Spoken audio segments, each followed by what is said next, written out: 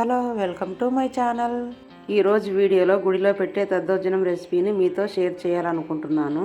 అమ్మవారికి నైవేద్యంగా పెట్టడానికి సింపుల్ అండ్ ఈజీ ప్రసాదం రెసిపీ అన్నమాట.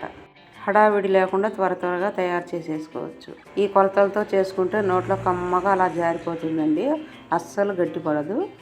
ఎంత తిన్నా ఇంకా తినాలనిపిస్తుంది. కడుపుకు హాయిగా ఉంటుంది. ఇంకా అస్సలు ఆలస్యం చేయకుండా టెంపుల్ స్టైల్ దద్దోజనాన్ని ఎలా తయారు చేసుకోవాలో చూసేద్దాం. 1 కప్పు రైస్ తీసుకున్నాను. రైస్ వేడిగా ఉన్నప్పుడే ఇలా గరిటెతో మెత్తగా చేసుకోవాలి. ఇలా చేసుకోవాలి మెత్తగా. అప్పుడు కొంచెం మెత్తబడుతుంది ఇలా చేసుకుంటే. చూడండి,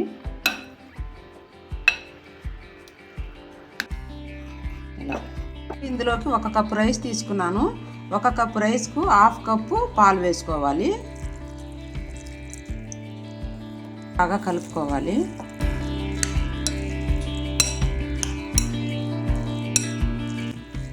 ఇప్పుడు ఇందులోనే 1/2 కప్పు పెరుగు.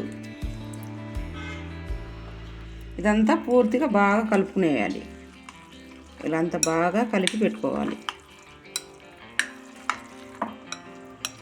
ఇప్పుడు మీకు కొంచెం చిక్కగా ఉన్నట్టయితే ఇంకా కొంచెం పాలు వేసుకోండి.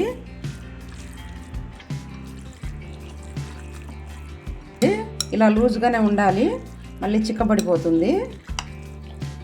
టేస్ట్కి తగినంత సాల్ట్ వేసుకోండి. ఇప్పుడు పోపు పెట్టుకుందాము. పోపు ముందుగా ఆయిల్ వేసుకున్నాము. ఇప్పుడు పోపు వేసుకోవాలి. ఆవాలు వేసుకున్నాము. ఉద్దిపప్పు, శనక్కాయ పప్పులు, మునగబేడలు మొత్తం బాగా లో ఫ్లేమ్లోనే ఫ్రై అవ్వాలి. ఇందులోకి ఇప్పుడు కొన్ని మిరియాలు వేసుకుంటున్నాను. మిరియాలు కంపల్సరీ వేసుకోండి, చాలా టేస్ట్గా ఉంటుంది. పచ్చిమిర్చి, జీడిపప్పు కొన్ని వేసుకుంటున్నాను. ఇవంతా బాగా ఫ్రై చేసుకోవాలి. ఇప్పుడు తాజా కరివేపాకు. చూడండి, పోపు అంతా బాగా ఫ్రై అయిపోయింది. ఇప్పుడు రైస్లోకి వేసేసుకున్నాం.